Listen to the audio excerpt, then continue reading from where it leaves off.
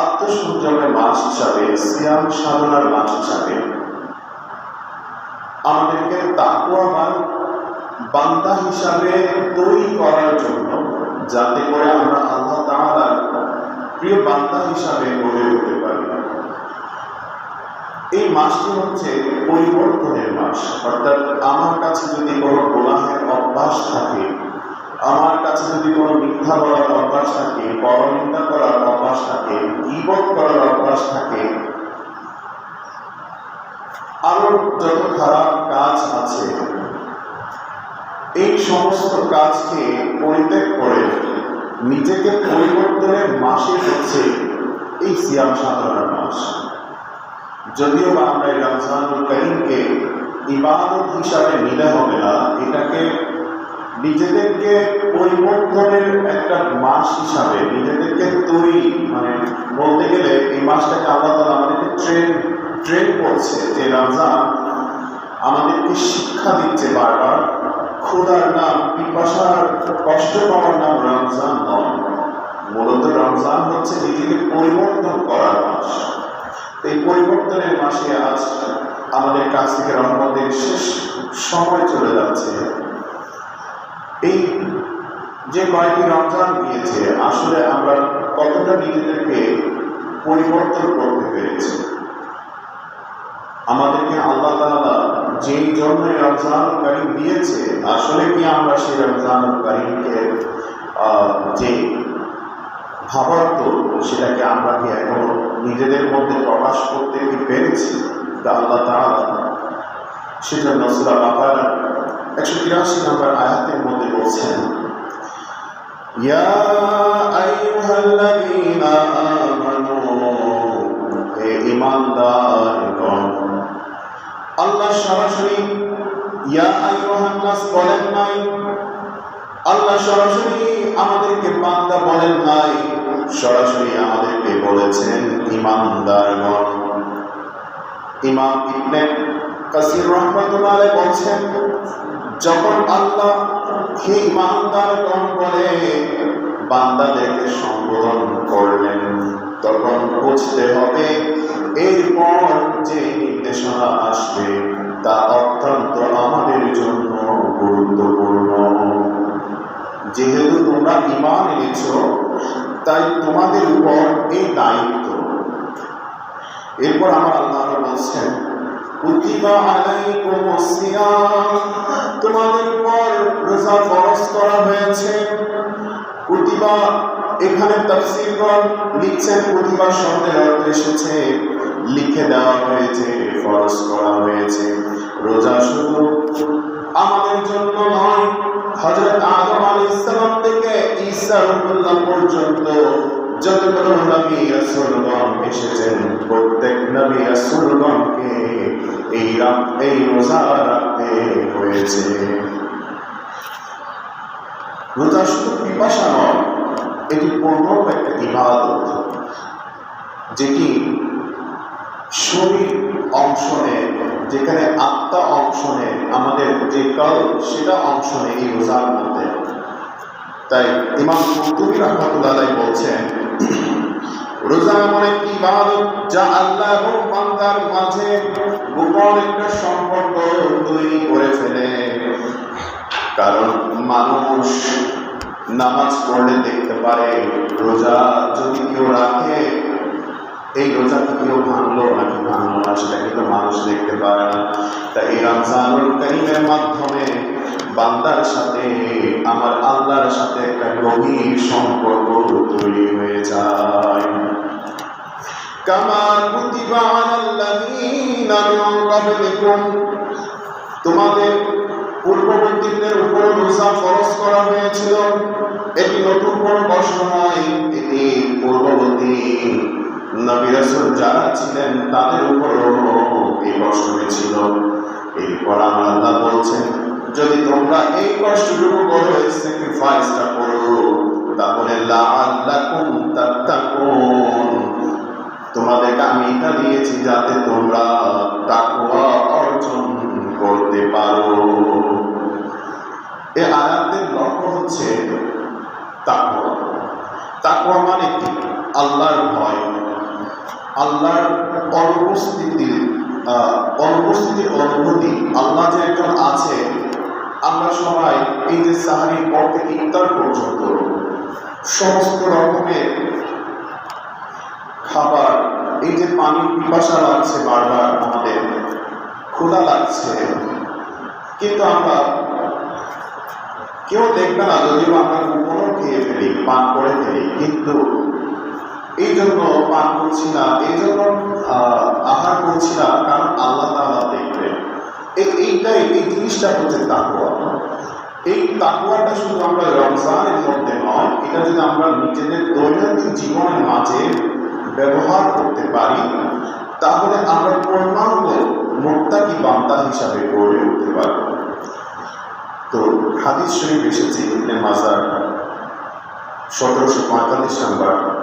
وعن أبي هريرة رضي الله تعالى عنه قال قال رسول الله صلى الله عليه وسلم لكل شيء زكاة الجسد الصوم وصيام نصف الصبر। আমার নবীজি নবুয়তের জবান দিয়ে ইরশাদ করছেন, প্রত্যেক বস্তুর যাকাত রয়েছে, আর শরীরের যাকাত হলো রোজা, আর এই রোজা হলো সবর করার, ধৈর্য ধারণ করার অর্ধেক। আমরা খলিফাতুল মুসলিমিন আমিরুল মুমিনিন হযরত ওমর রাদিয়াল্লাহু তাআলা যদি একটা ঘটনা উপলব্ধি করি, তিনি যখন শাসক ছিলেন, তিনি যখন অর্ধজাহানের প্রধানমন্ত্রী ছিলেন, রাতে ঘুরে ঘুরে ওনার এলাকার মানুষদেরকে দেখতেন যে কে আজকে রাতে কে অনাহারে ঘুমাচ্ছে। তিনি একদিন সেরকম একটা ঘরে প্রবেশ করলেন, দেখলেন একটি ঘরে একজন মহিলা, তিনি একটা ডেক্সির উপর পানি নাড়াচ্ছে, গরম পানির উপর তিনি একটি ডেক্সি বসালেন এবং সেখানে খুব সম্পূর্ণ গরম পানি, আর বাচ্চারা কান্না করছে আহারের জন্য। তিনি বলছেন এই তো খাবার হয়ে যাচ্ছে, এভাবে করে বলতে লাগলেন। সেই মুহূর্তে খলিফাতুল মুসলিমিন সেই জিনিসটা করলেন, দেখলেন ক্ষুধার কষ্ট যে কত যন্ত্রণা, অনাহার যে কত কষ্ট একজন মানুষ অনাহারে থাকলে।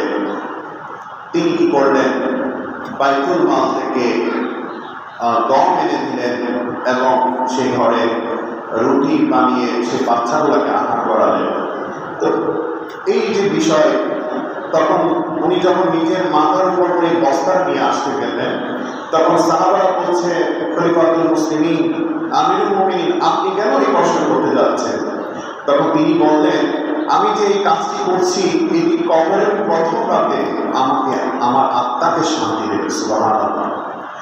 তো এই যে কষ্ট, এই যে স্যাক্রিফাইস, আমরা এখন যারা এই অনাহারে আছি, আমরা বুঝতে পারি আরেকজন গরিব অনাহারী মানুষ তিনি খাবার না খেয়ে কি যে পরিমাণ কষ্ট পায়।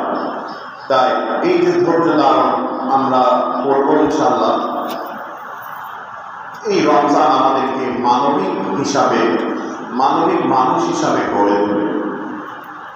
আর একটি ঘটনা রয়েছে, হযরত উসমান ইবনে আফফান রাদিয়াল্লাহু তাআলা আনহু, তিনি অনেক দানবীর ছিলেন, মানে পানির মতো দান করেছিলেন। একবার পুরো শহরে অনেক অভাব, তিনি কি করলেন, রাতের অন্ধকারে গিয়ে সবার ঘরে ঘরে খাবার পৌঁছিয়ে দিলেন। তখন সাহাবারা বলছে, আপনি যে কাজটা করছেন, এই কাজটা তো কেউ দেখছে না আল্লাহ ছাড়া। তখন তিনি বলছেন, আমি যে ইবাদত করছি, এই যে মানুষের ঘরে ঘরে খাবার দিয়ে আসছি, এটা হচ্ছে আমার আল্লাহ দেখলে হবে, আমার আল্লাহ জানলেই হবে, মানুষের জানার দরকার নেই। তাই যে কোনো ইবাদত যদি গোপনে করতে পারে, সেটার মধ্যে রয়েছে ইখলাস, সেটার মধ্যে রয়েছে পূর্ণতা। তো এই রমজানুল কারীম আমাদের কাছে এসেছে একটা শিক্ষা নিয়ে। এখানে অনেকগুলো শিক্ষা রয়েছে, যেমন এই যে রমজান আমাদের জন্য সুপারিশ হিসাবে এসেছে। কিরকম সুপারিশ? এই রমজানুল কারীমে দুটো বিষয় রয়েছে, একটা হচ্ছে কোরআন আর একটা হচ্ছে রোজা। আল্লাহ তাআলা এই মাসে যেমন রোজাকে ফরজ করেছেন, তেমনিভাবে এই রমজান পবিত্র মাসে কোরআনুল কারীমকে আল্লাহ তাআলা নাযিল করেছেন। কিন্তু দুঃখজনক হলেও সত্য, আমাদের দেশের অর্ধশতাধিক মানুষই শুদ্ধভাবে কোরআন পড়তে পারে না। দেখা যায় একটা বাংলা মাধ্যম বা ইংরেজি মাধ্যমে বাচ্চাকে যদি পড়াতে যায়, সেখানে সে শিক্ষকের বেতন হয়ে থাকে 5 থেকে 10,000 টাকা। কিন্তু যখন একজন আরবি কোরআন শিক্ষার জন্য একজন হুজুর রাখা হয়, দেখা হয় তাকে 500 টাকা দিতেও অনেকটা মনের মধ্যে কোনটা বোধ থাকে। এই দ্বারা কি হয়, সে শুদ্ধভাবে কোরআনটা পড়তে পারে না।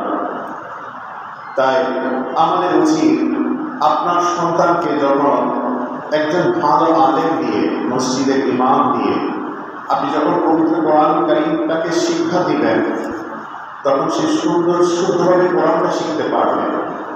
আসল শিক্ষা কিন্তু আমরা যে দুনিয়াবি পড়ালেখা করে থাকি, ডাক্তার, ইঞ্জিনিয়ার, এগুলো হচ্ছে দুনিয়াবি পড়ালেখা। কিন্তু আখিরাতের পড়ালেখা বলেন, পুঁজি বলেন, সেটা হচ্ছে কোরআনুল কারীম, সহিহ নামাজ শিক্ষা। তাই আল্লাহ তাআলা আমাদের সকলকে বোঝার তৌফিক দান করুন। তো হযরত আব্দুল্লাহ ইবনে আমর রাদিয়াল্লাহু তাআলা থেকে বর্ণিত, আমার নবীজি ইরশাদ করছেন, قال الصيام والقرآن يشفعان للعبد। রোজা ও কোরআন বান্দার জন্য সুপারিশ করবে। ইয়াকুলু সিয়াম আয় রব্বি ইন্নী মানাতুহু আত-তাআমা ওয়াশ-শাহাওয়াতা বিন-নাহারি ফাশফি'নি ফি। রোজা বলবে, আল্লাহ, আমি তাকে দিনের বেলায় খাদ্য ও কামনা বাসনা হতে বিরত রেখেছি, অতএব তার ব্যাপারে আমার সুপারিশ আপনি কবুল করুন।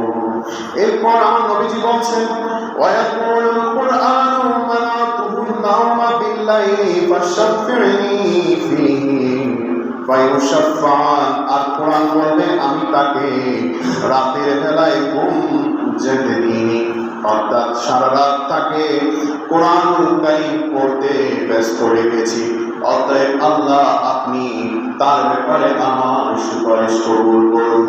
এরপর আমার আল্লাহ তাআলা ওই বান্দার জন্য রোজা এবং কোরআনুল কারীমের সুপারিশ কবুল করবেন। সুবহানাল্লাহ। তাই এই রমজান মাস হচ্ছে আমাদের নেকি বৃদ্ধির মাস। এজন্য বুখারী শরীফের একটা হাদিস এসেছে, عن أبي هريرة رضي الله تعالى عنه قال قال رسول الله صلى الله عليه وسلم كل عمل ابن آدم يضاعف الحسنات بعشر أمثالها إلى 700 ضعف।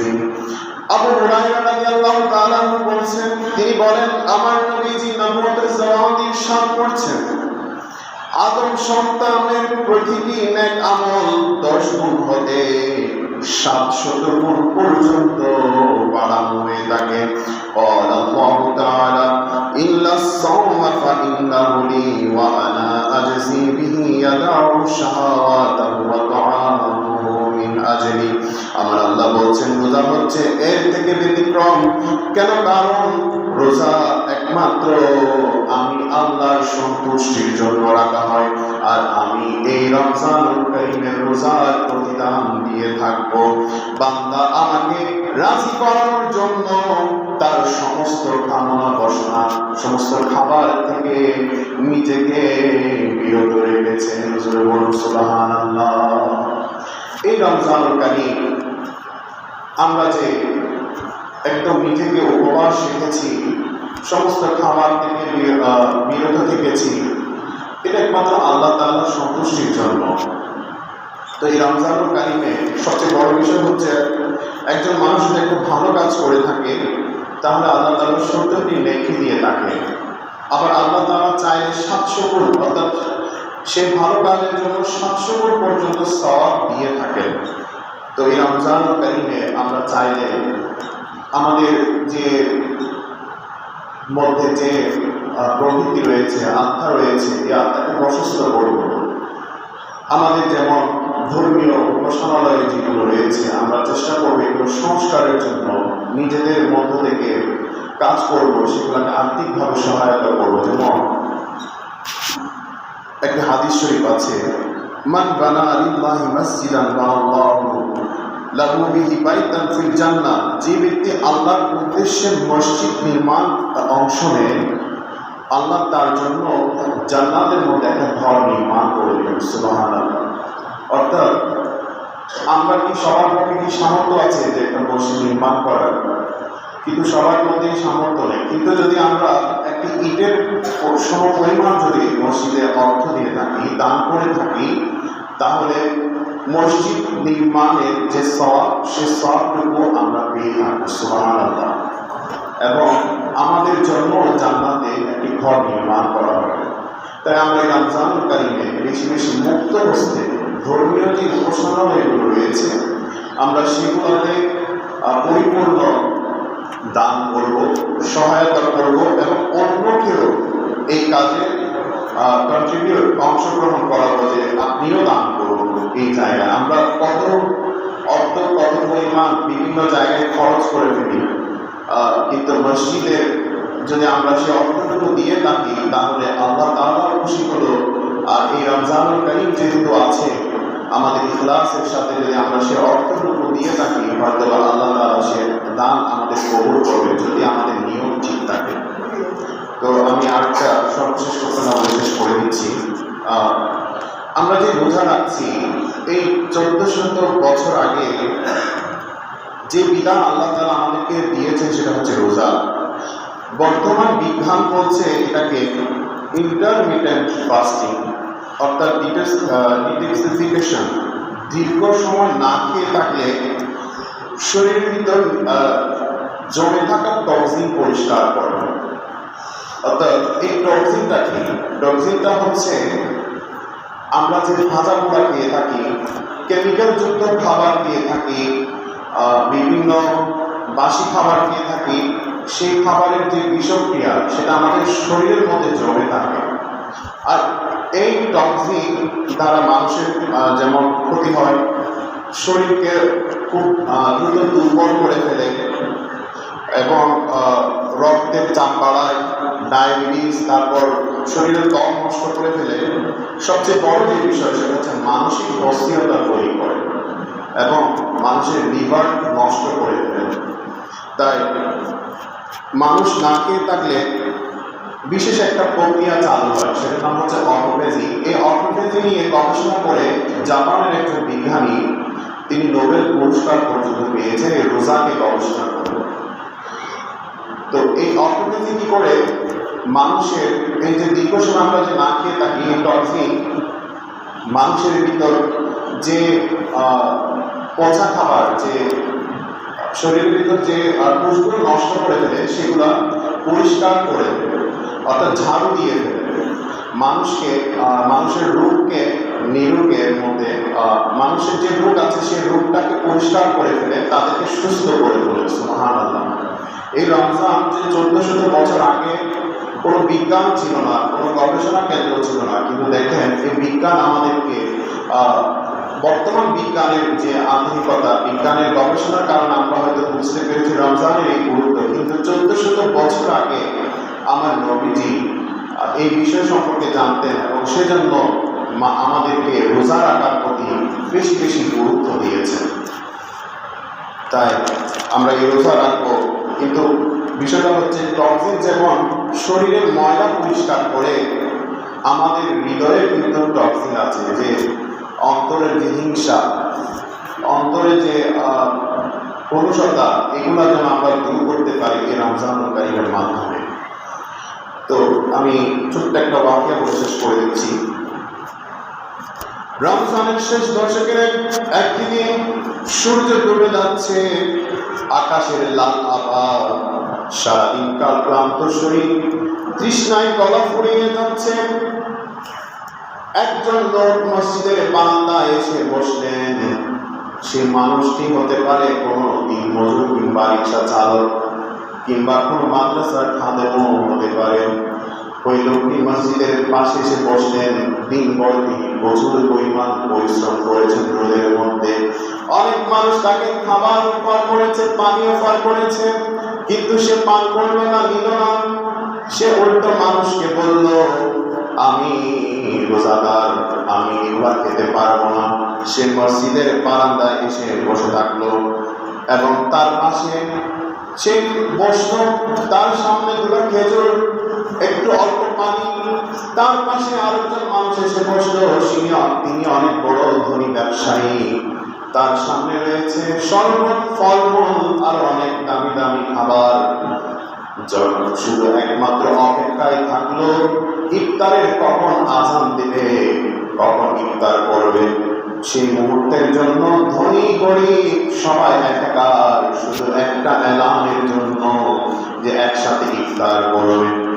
হঠাৎ মুয়াজ্জিনের কণ্ঠে আজান ভেসে আসলো, আল্লাহু আকবার। তখন ওই দিনমজুর মানুষটি তখন খেজুর মুখে যখন দিচ্ছেন, মনে মনে ভাবতে লাগলেন, আমার নবীজিও এই খেজুর দিয়ে ইফতার করতেন আর এই অল্পটুকু পানি পান করতেন। সুবহানাল্লাহ। এই মানুষটি যে তখন যখন আজান দিলেন, তার মুখের মধ্যে একটা হাসি ফুটে উঠল, মুখটা পরিষ্কার হয়ে গেল। যখন ইফতারের পূর্ব মুহূর্তে আমরা বসি, যখন আজান দেয়, তখন আমাদের অন্তরের মধ্যে একটা খুশি জেগে ওঠে।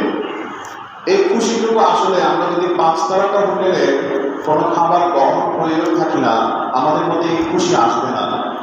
আমরা যদি 5 তারকা হোটেলে কোনো 20 টাকার ডিনারের খাবারও যদি খাই না, আসলে ইফতারের যে আমরা যে গ্রহণ করে থাকি সেই মজা, সেই স্বাদটা আমরা পাবো না। সেজন্য আমার নবীজি বলছেন, লিসাইমি ফারহাতা, যে মানুষটি খেজুর দিয়ে ইফতার করলো কিয়ামতের দিন, যে মানুষটি আসলে ইফতার করলো খেজুর দিয়ে, অর্থাৎ এই যে আনন্দ, সেজন্য আল্লাহ তাআলা বলেছিলেন যে ইফতারের পূর্ব মুহূর্তটা হচ্ছে অনেক আনন্দের রোজাদারের জন্য। একবার যদি খেয়াল করেন যে মানুষটি খেজুর দিয়ে ইফতার করলো, কিয়ামতের দিন যদি আল্লাহ বলেন, বান্দা তুমি আমার সন্তুষ্টির জন্য সারাদিন না খেয়ে একটা খেজুর দিয়ে ইফতারি করলো, অল্প একটু পানি দিয়ে, যাও আমি তোমাকে আজ জান্নাত দিয়ে দিলাম। সুবহানাল্লাহ।